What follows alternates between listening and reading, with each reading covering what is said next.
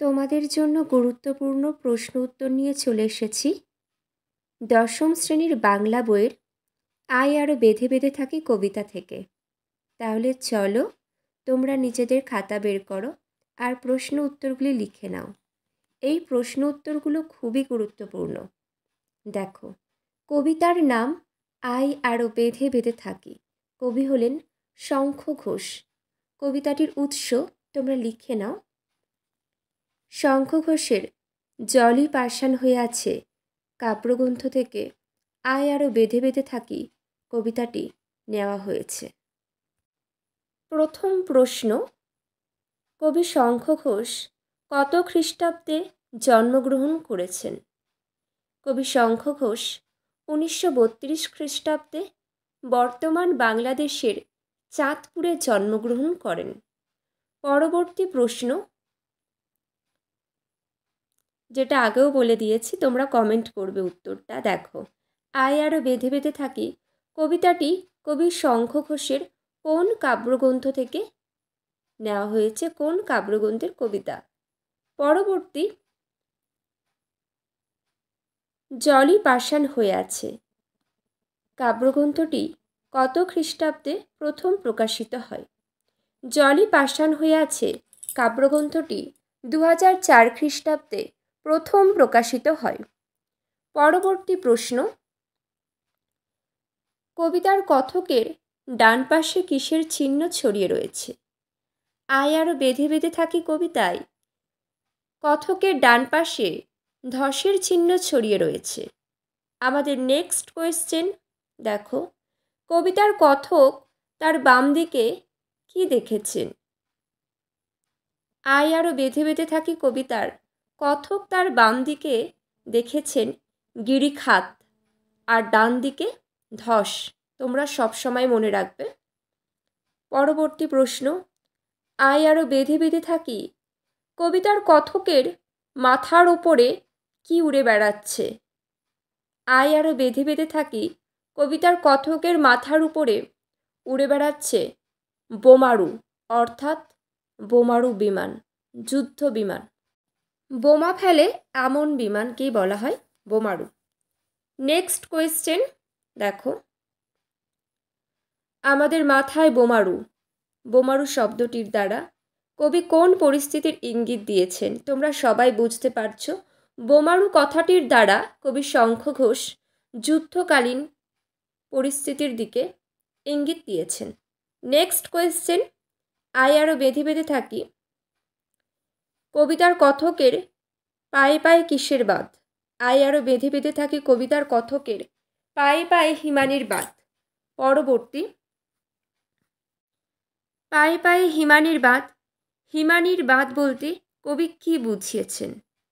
হিংসার উন্মত্ততা সাধারণ মানুষের বেঁচে থাকাকে একদম দুর্বিষহ করে তুলেছে। পাহাড়ি পথকে বরফ যেমন দুর্গম করে তোলে, তেমনি এই হিংসা মানুষের জীবনকে একেবারে শোচনীয় করে তুলেছে, সভ্যতার গতিপথকে দুর্গম করে তোলে। হিমানির বাঁধকে কবি এইভাবে বুঝিয়েছেন। পরবর্তী কোয়েশ্চেন, আমাদের পথ নেই কোনো, এরকম মন্তব্যের কারণ কি? সম্পূর্ণ প্রতিকূল ও অস্থির পরিবেশে এ কথা মনে হয়েছে যে আমাদের কোনো পথ নেই, কেননা যে কোনো দিকে পা বাড়ালেই চূড়ান্ত অঘটন ঘটবে। নেক্সট, আমাদের ঘর উড়ে গেছে, আমাদের ঘর গেছে উড়ে, কথাটির অর্থ কি? এটির উত্তর, শক্তিশালী সাম্রাজ্যবাদী দেশগুলি স্বার্থের জন্য দুর্বল দেশগুলির উপর বোমারু বিমান থেকে বোমা নিক্ষেপ করেছে। সে কারণে আমাদের, অর্থাৎ সাধারণ মানুষের ঘর উড়ে গেছে। বুঝতেই পারছো তো কতটা খারাপ পরিস্থিতি। পায়ের কাছে, মাথার উপরে, সর্বস্থানে বিপদ আর বিপদ। নেক্সট, ছড়ানো রয়েছে কাছে দূরে, কি ছড়ানো রয়েছে? শঙ্খ ঘোষ রচিত আয় আরও বেঁধে বেঁধে থাকি কবিতায় কথকের বিবৃতি অনুযায়ী কাছে দূরে মানব শিশুর মৃতদেহ ছড়ানো রয়েছে। নেক্সট কোয়েশ্চেন, আমরাও তবে এইভাবে এই মুহূর্তে মরে যাব নাকি? কবিতার কথকের মনে এমন সংশয়ের কারণ কি? শঙ্খ ঘোষের আয় আরও বেঁধে বেঁধে থাকি কবিতার কথকের মনে এমন সংশয় জেগেছে কেননা বেদনা ভরা চোখ মেলে তিনি চারিদিকে সন্তানদের মৃতদেহ দেখেছেন যা তাকে ভীত করে তুলেছে। পরবর্তী কোয়েশ্চেন, আমাদের পথ নেই আর, পথ শব্দটির উদ্ধৃত অংশে কোন অর্থে ব্যবহার হয়েছে?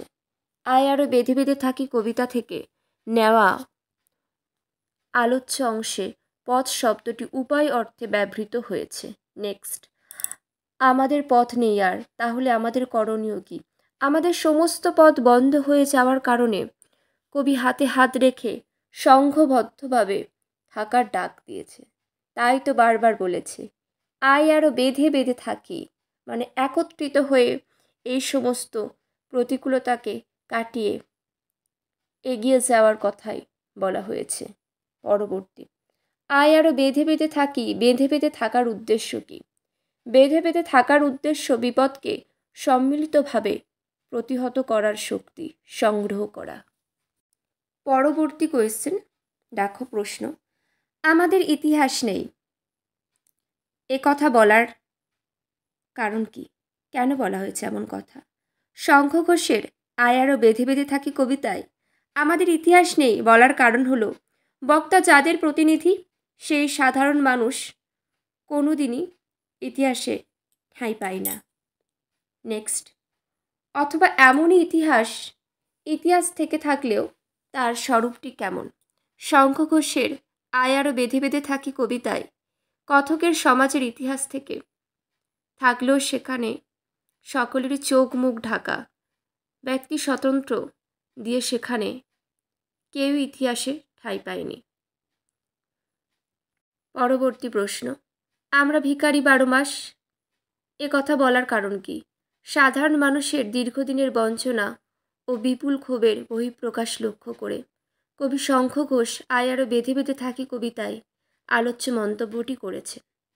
পরবর্তী, পৃথিবী হয়তো বেঁচে আছে, পৃথিবী হয়তো গেছে মরে, এমন কথা মনে হয়েছে কেন? অত্যাচারী শক্তির কাছে শোষিত, বঞ্চিত, নিপীড়িত মানুষ যেন অন্য গ্রহের জীবের পরিণতি হয়েছে। তারা এতটাই সমাজ থেকে বিচ্ছিন্ন হয়ে পড়েছে যে পৃথিবীর বাঁচা মরার খবর যেন তাদের কাছে নেই। পরবর্তী, আমাদের কথা কে বা জানে, কাদের কথা কেউ জানে না? দরিদ্র, ঘরহারা, নিপীড়িত মানুষের কথা কেউ জানে না, কেউ তাদের খবর রাখে না। নেক্সট, আমরা ফিরেছি দৌড়ে দৌড়ে, এর কারণ কি? দুর্যোগে সর্বস্ব হারানো অসহায় মানুষ সাহায্যের আশায় মানুষেরই দরজায় গিয়ে উপস্থিত হয়েছে, কিন্তু কেউ তাদের দিকে ফিরেও তাকায়নি। জীবনযাপনের গ্লানি নিয়ে তাদের দরজায় দরজায় ঘুরতে হয়েছে সাহায্যের আশায়। নেক্সট, কিছুই কোথাও যদি নেই, কোথাও কিছু না থাকার মতো অবস্থা যখন, তখন কি করণীয়? চারিদিকে অসীম শূন্যতার হাহাকারের দিনে যে কজন মানুষ রয়েছেন তারা যেন হাতে হাত রেখে বাঁচার স্বপ্ন দেখেন, সংঘবদ্ধভাবে বেঁচে থাকার রসদ খুঁজে নেন। পরবর্তী, আয় আরও বেঁধে বেঁধে থাকি এ কথা বলার কারণ কি? আয় আরও বেঁধে বেঁধে থাকি কথাটির দ্বারা কবি বোঝাতে চেয়েছেন